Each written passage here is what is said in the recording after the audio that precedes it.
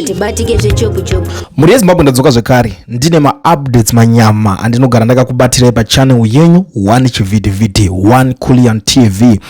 Panapa paita nyaya dziri kunetsa and it's very important kuti tinge tichionesana nyaya dzakaita sedzidzi because sometimes unogona kungoshora utadza kunzwisa kuti munhu zvaari kutaura izvi ari kuzviwana kupi. Is it a jealousy kana kuti vanhu vane ma-grudges or ichokwadi here kana kuti kunyeba. But inini chinhu chandinongofarira ndechekuti as long as nyaya ine umbo aiwa ndokwatakadeedzwa tikadaira tinobva tangoitaura sezvairi sematauriro ari kuita. Panapa paita nyaya iri kutaurwa nemurandakadzi Kerina Mujati. I think vanhu vakawanda makumuziva by now.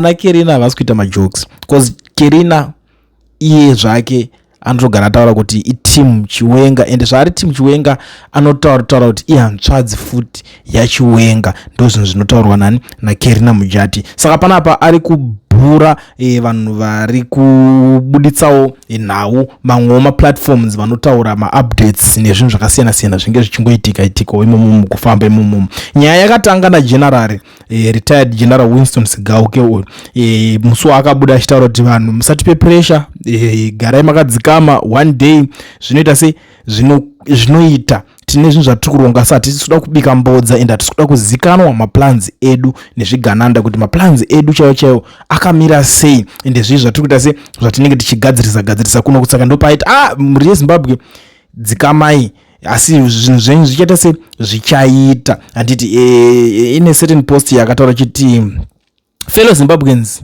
in life you must take risks, but they must be calculated ones. Do not be pushed by pressure from people around you. Do it as your preferred time when the ground is firm and the objective is clear. Haste breeds mistakes, strategy wins, wars not noise. I hear your voices loud and clear all over Zimbabwe, from the streets of Harare to the villages in Matabeleland, from the farms in Mashonaland to the mines in Midlands. The cry is the same. I repeat again, atisikuda kubika mbodza. Every week we are tired of this endless cycle. People are calling me every day, every hour, asking for the next move, the next step. The pressure is real, but we will not be rushed into reckless action. We do not want Mnangagwa and his Zvigananda to be aware of our plans. Mbava dzinobatwa dzavarirwa. Let us remain disciplined, united and silent where it matters. The time will come, but it must be our time, not dictated by emotions or provocation. Stay calm, stay vigilant, stay ready. The future belongs to those who prepare in the shadows and strike precision. Ndo mashoko akabuda ari kutaurwa na Winston Sigauke mapuranga, but in the comments ndo pakazobudikira Kerina Mujati. Unongoziva kuti ukamunzwa mamwe mazita acho unobva wanzwa kachiremberera. So ndozangu kuti vanhu vakawanda havazvifariri ndichitaura kuti ukanzwa mamwe mazita anotachiremera pozotaura kuti saka iwe waiziti uri kumusimbisa iye Kerina Mujati. Handisi kusimbisa munhu, handisi kuita sei, ndinongoedza kungokuonesa iye zvinhu zvaari kutaura zvaari kunetsana panapa nevanhu. Ari kuti right, many people have been calling and sending messages about reports spread by Gamba and Ruru. These two are unethical as they broadcast lies for their own pocket, as they depend on views, likes to monetize. They are now abusing Mukanya Chiwenga's name for views and monetization. Misai Gamba na Ruru spreading fake news as facts, abusing Mukanya's name. Gamba was an idiot before then, a chamisa bootlicker. Ruru is a savior kasukwere loiter. Both survive on grapevine. Misai vano ava with their sensationalized grapevine vasanyebere vanhu.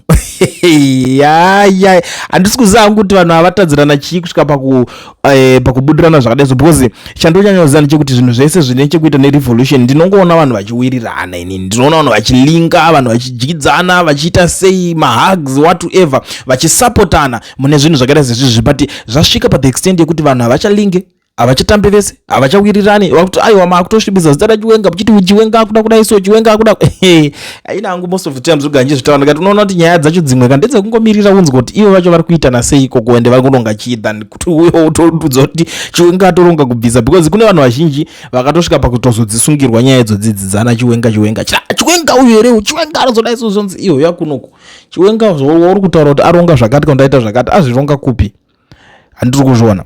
But that is not the topic yaita kuti ndiwe panapa. Ndangoya kuti ndikuzivisei mhuri yeZimbabwe kuti vanhu vaya vatanga futi kudzvondorana mbora. Handizivewo kuti chii chavatadzirana kana kuti chii chavadyirana, asi fight iyi kai yangu itaka kungondinakidza ndikati aiwa regedza ndimhanye sezvo zviti zvema-updates izvi kaizvi ndokubasa ka ukangoona kuti konzi kwakati kwaitika chakati tinotomboti wakuita sei wakutaura nyaya yemamwe maplayers ari muground munenge muchitamba nawo bhora ipomo.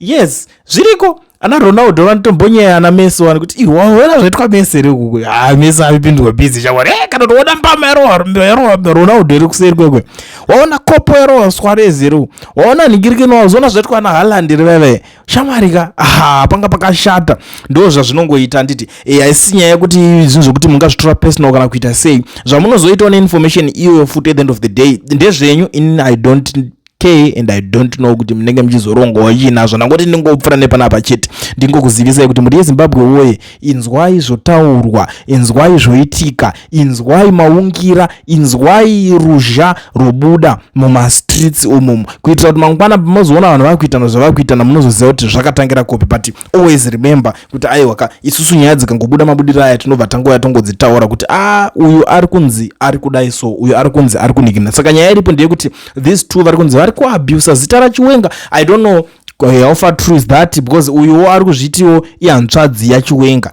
Avawo vaira ava vanhu venyaya, vanhu venews. Saka munhu wenyaya obvious anongobuda achingotaura nyaya yaanenge anzwa ndo kazhinji zvandinoziva hangu. Kusazoziva kana vari kupomedzerwa sekupomedzerwa kwavari kuita kuti vari kuita nyaya dzekugadzira handizoziva hangu kuti dzine dzichigadzirwa sei kana dzinodhirowa sei. But chandoziva ndechekuti munhu anenge aita dzekuita se dzekuwana. But anyways tiri kuti chi big up Kerina Mujati, big up Gaga wacho yeye, big up Ruru wacho yeye, inangu guys ndiri kungoti aiwa kopo yemarowa iyi kana Kerina Mujati ma1 amenzo wana weZimbabwe wachati kudii nazvo. But ichachipere mushechi handifunge kuti tinosvika paFriday apa nyaya yacho pachiri kudyidzana zvakanaka ipapa boss ndozviziva kuti one munhu wacho futi mukada kungoti unotangana naye anodzorera mamwe makopos ari serious. But without wasting much of your time reZimbabwe gedzi vanongoshandisa mukana kuzivisa maZimbabweans ese zvavo vari munyika yeSouth Africa vari kudawo kuregisterwa macompanies nekuvhurirwa maFNB business accounts vasina mawork permits kana mastudy permits. Ndiri kuti mazuva ano zvave nyore zvave easy. Pane company iyo inonzi Education Research inotungamirirwa nana Mukoma Owen. Ndidzo shasha vanokwanisa ende vave kukwanisa vanogara vachingokwanisa kukuregistera company vokuvhurira FNB business account usina permit iwewe but ungori nepassport chete iri valid. Saka ndiri kuti mukana ndiwoyu, gara wavabata, gara wataura navo, woenda pane namba idzo dzavo dziri kubuda pascreen kureva kuti chi, kureva kuti vari nationwide. Saka ukangonoti panamba ipapa paturu vanobva vangokubatsira vokuitira uri kwauri ikoko vari kwavari ikoko. Tiri kuti no work permit no problem because education research is the solution. Saka garai mavabata muregistero macompanies nguva ichiripo. Simbinorowa ichapisa, famba donge pasi panyorwa haikona kuzosaririra hama dzangu. Itaiwo chenyu, itawo yako company inobatika through education research.